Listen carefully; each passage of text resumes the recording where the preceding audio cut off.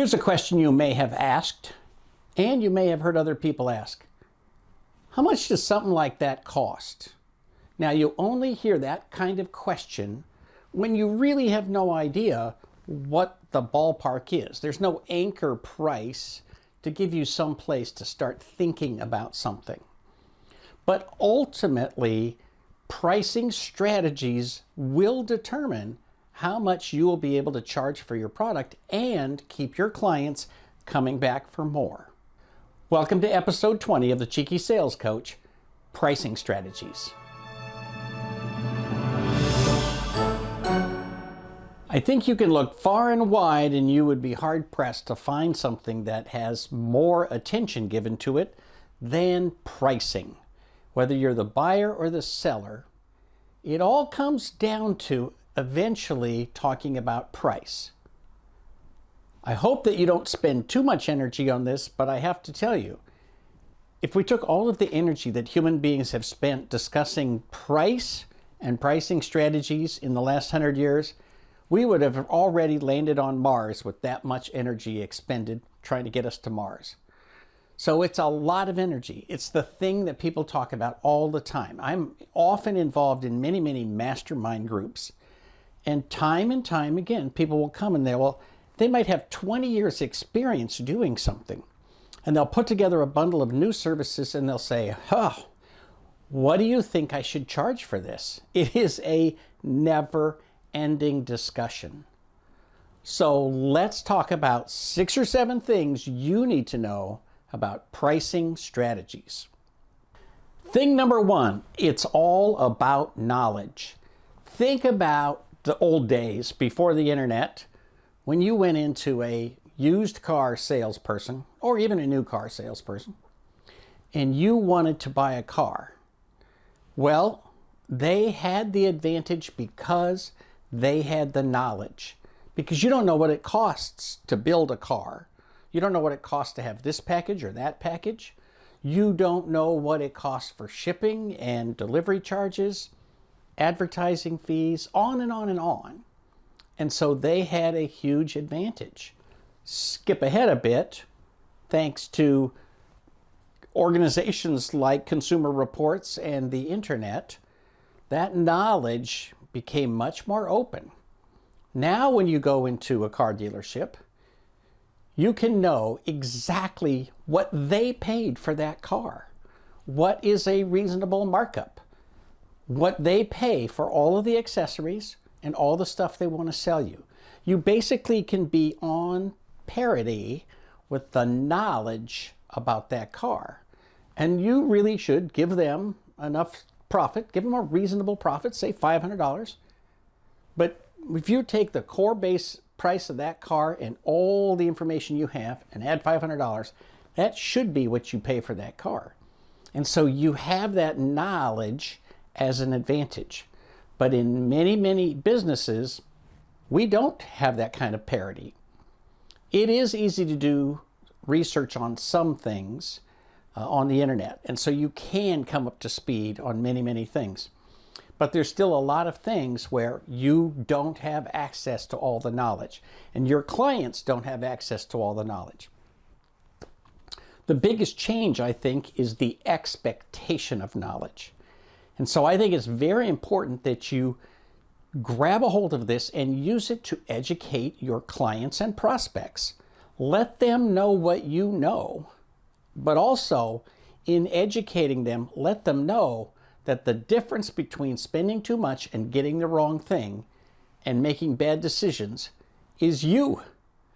You are the one who can give them the knowledge they need to make sure that they, even if they spend a little bit more, they will save money in the long run because they'll have a quality product at a good price.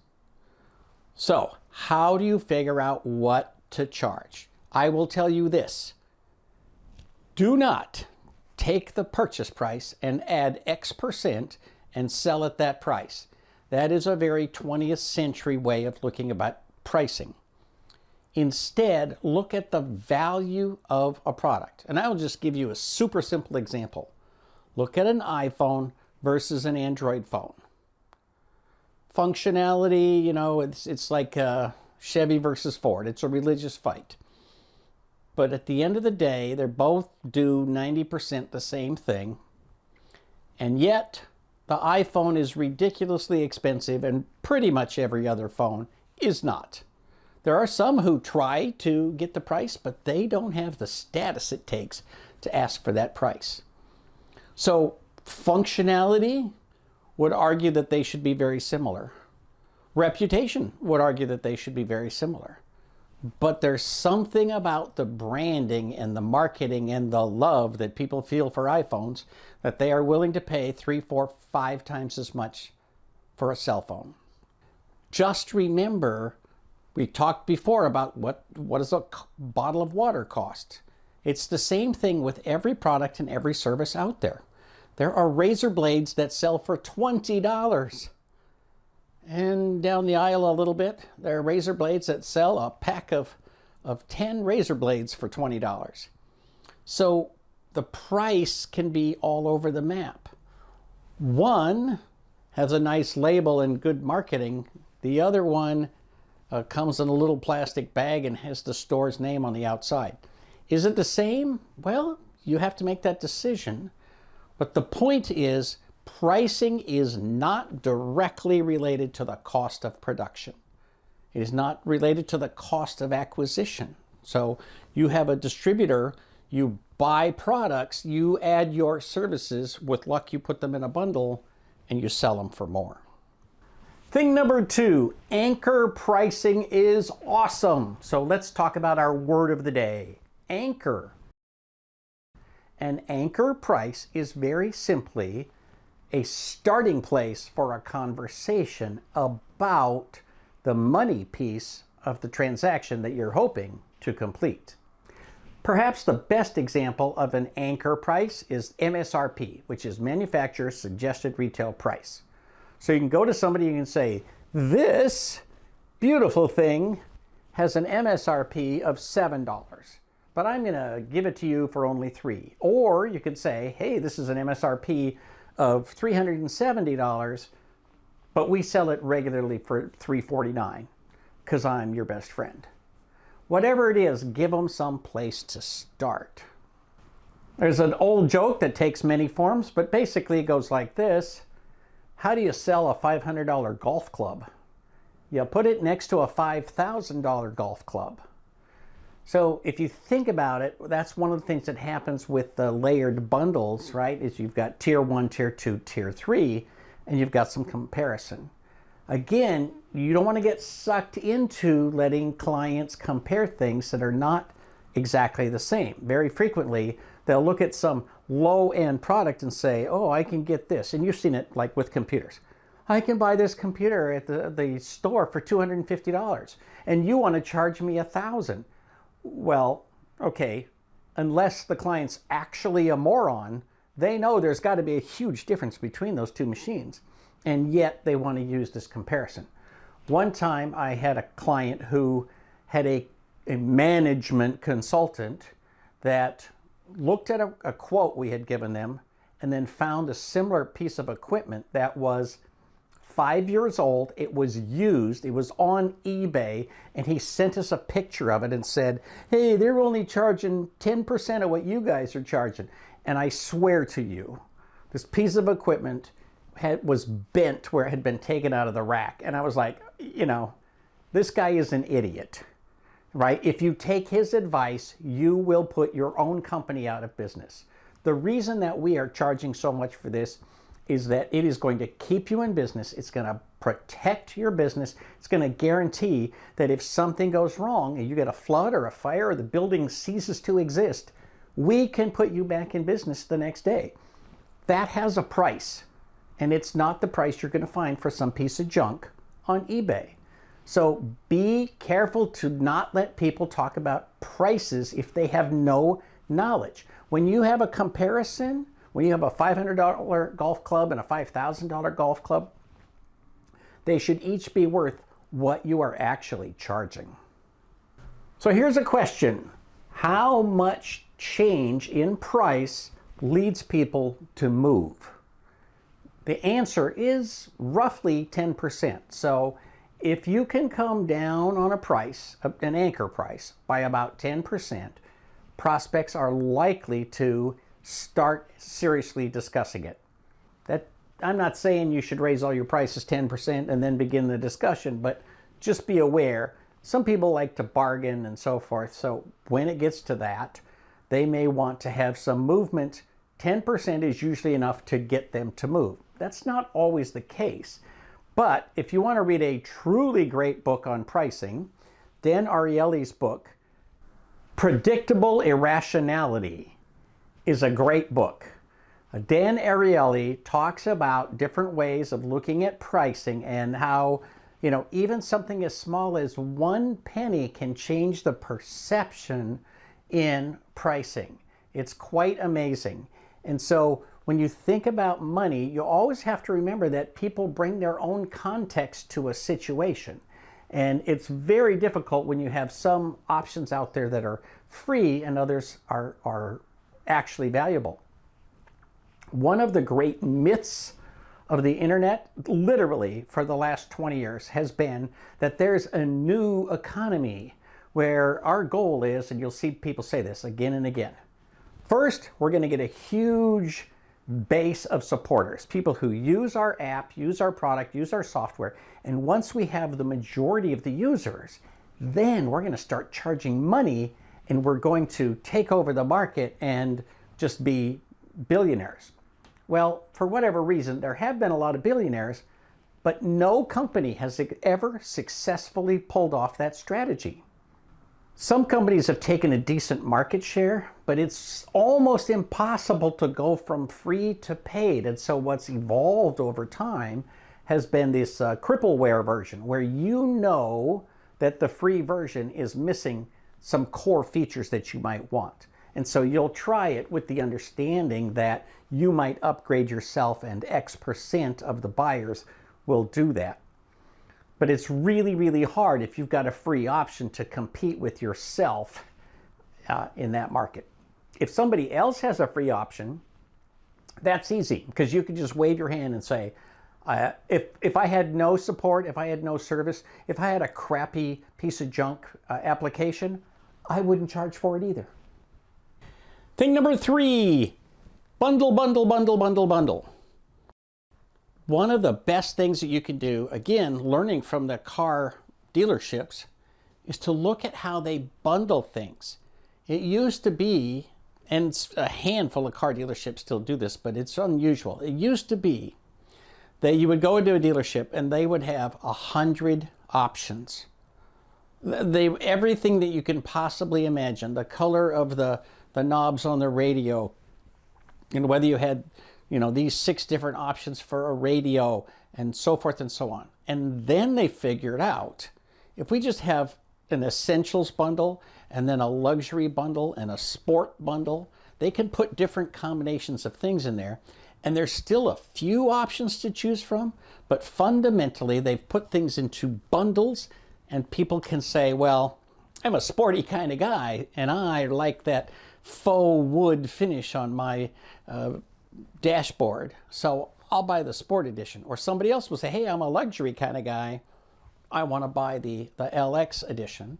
Other people say, well, it's for my college student, and so she can get by with just the basic edition. So bundling allows people to choose the price range and the combination of things that they want. Now, of course, what they do, if you look very carefully, you'll see that they put these things together so that very frequently the middle bundle is missing some really cool thing that only costs a couple $100, but they're trying to lure you into the bigger bundle. And if you say, well, I want the middle bundle plus that thing, oh, that's fine. Yeah, there's a 7-month delay to get that. So they make it difficult. I'm not saying you should make things difficult to buy, but you should put together bundles so that you can look at the totality of what people are buying and charge more for the bundle than you would for each of the pieces individually. That also allows you to deliver standardized packages that ultimately cost you less to produce. Thing 4, and I get a whole lot of argument about this one, but the research is there. The more 9s you have in your price, the more you will sell. So if something is 50 bucks, make it $49.99. In fact, you will sell more product at $49 than you will at $47 or $46 or $42 or $41. There's something about the human psyche that the more 9s you see in a row, the better. In fact, don't even put a comma. If something is $19.99, don't put 1 comma 999. Put 1,999. Make nothing interfere with the client seeing lots of 9s. And one of the things that people frequently do, because they think that they're extraordinarily clever, is they'll say, oh, I'm going to charge $97. Trust me, you will sell less at 97 than you will at 99. There's actual research that has been done year after year, many, many, many times. Just for you, I'm going to put a link down below to one of the articles, and that will lead you to many, many others. Thing number 5, do not compete on price. I have gone over this a million times in my life. I can't tell you how many times I have told people don't compete on price. In particular, do not raise price as a consideration that wasn't part of the conversation before. There's an old saying, the first person to talk about money loses it. Well, that is actually true.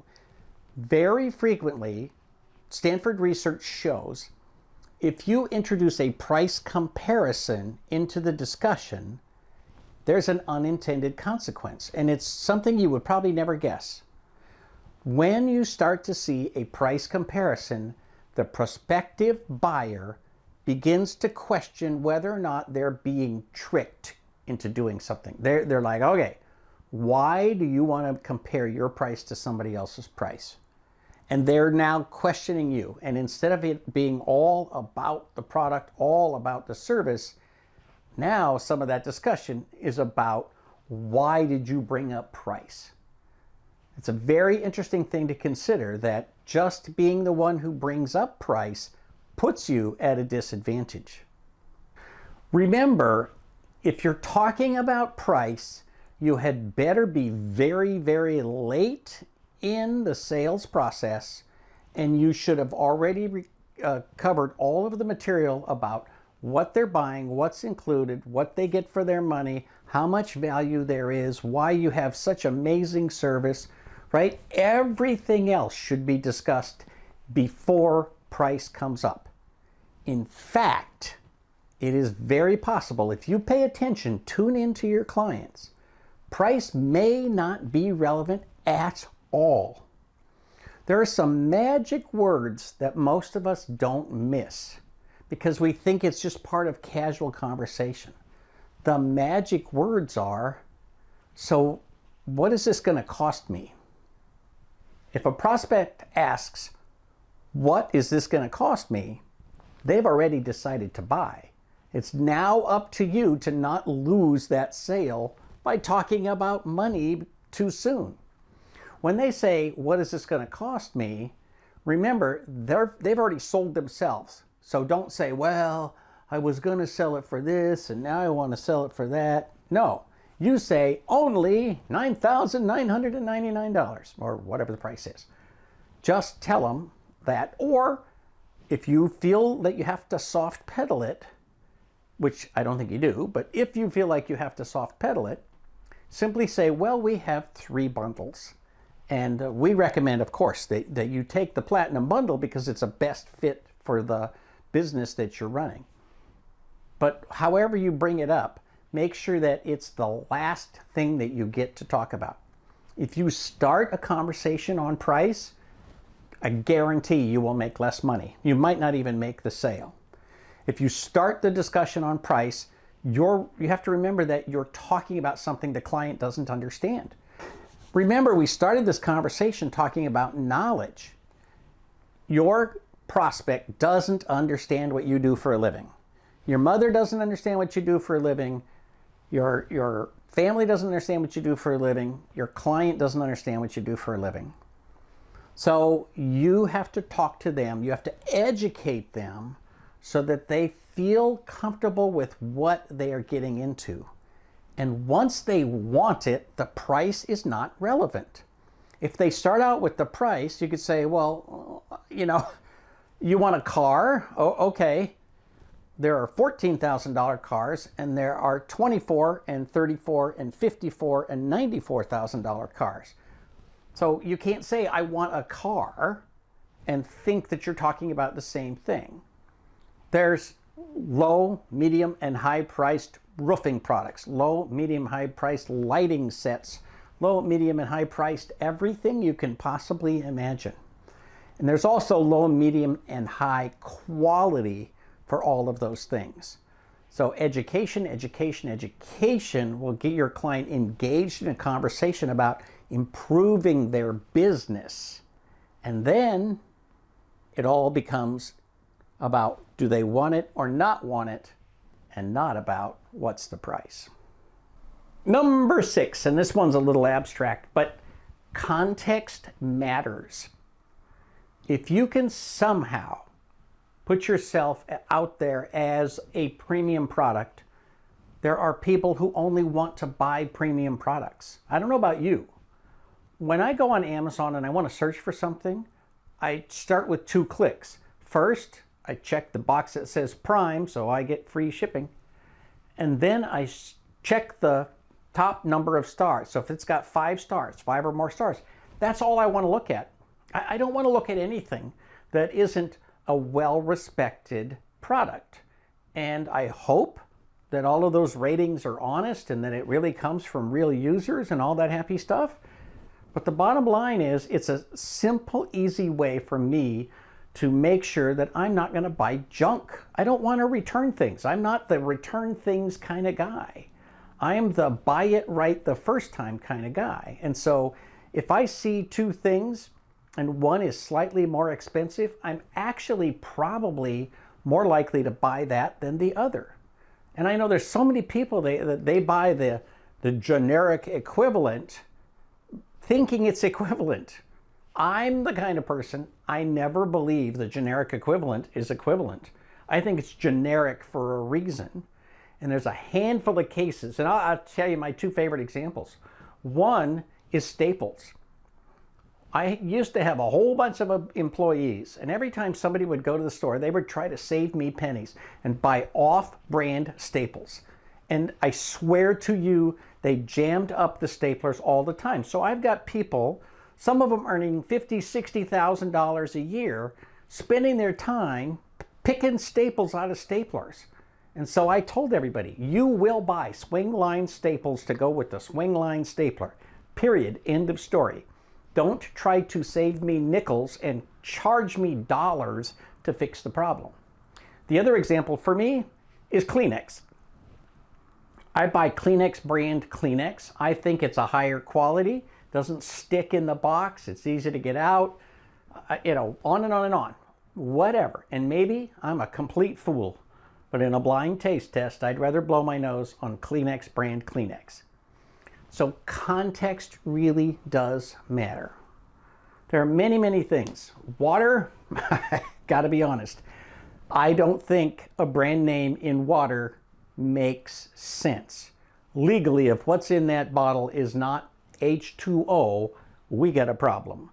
So it doesn't make sense for me to buy difference in that, because nobody can make a differentiation based on quality.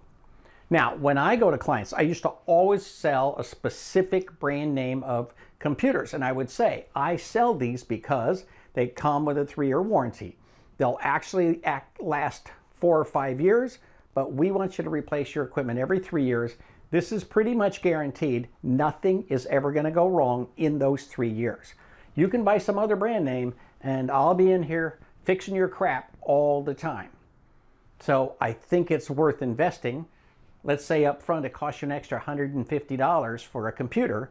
I think it's worth spending that up front and having a trouble-free experience for 3 or 4 years.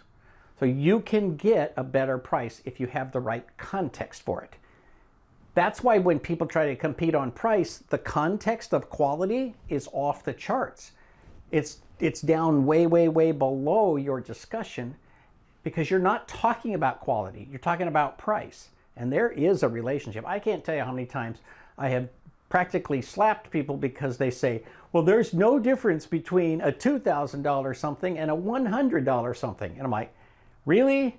If you honestly believe that, please, I have many, many bridges I want to sell you. Think about how you can put quality into your branding, into your marketing, into your promotions, and then price becomes something that gets discussed where it should be, way at the end of the process. Number 7, and I'm just going to spend a few seconds on this, but basically, if you're talking about price, you're doing something wrong. As I said in number 5, price has to come very late in the sales discussion. If you start out with price, you did something wrong. You did something wrong, and you let the prospect start talking about price instead of talking about how you can improve their business. I hope you have an amazing and spectacular week.